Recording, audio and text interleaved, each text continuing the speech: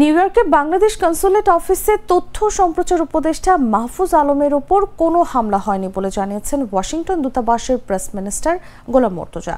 তবে কনসুলেট অফিসে হামলা ও ভাঙচুর হয়েছে বলে জানিয়েছেন তিনি।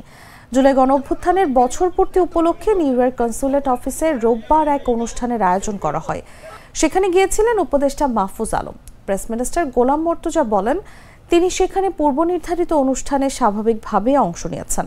মাহফুজ আলম সম্পূর্ণ স্বাভাবিকভাবে প্রোগ্রামে অংশ নিয়েছেন এবং প্রোগ্রাম থেকে বের হয়েছেন।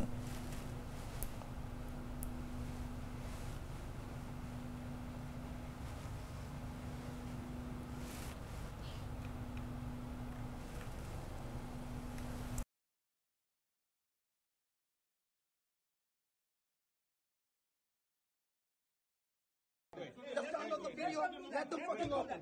Let them fucking open. There you go. Fucking people.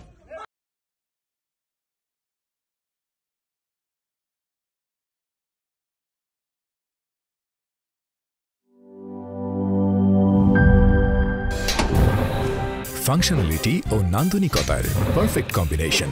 Scientific nozzle ও ব্রাস বার্নার ক্যাপ 50,000 বার। অটো ইগনিশন 25% পর্যন্ত গ্যাস সাশ্রয়ী। RFL গ্যাস স্টোভ নিরাপদ ও গ্যাস সাশ্রয়ী।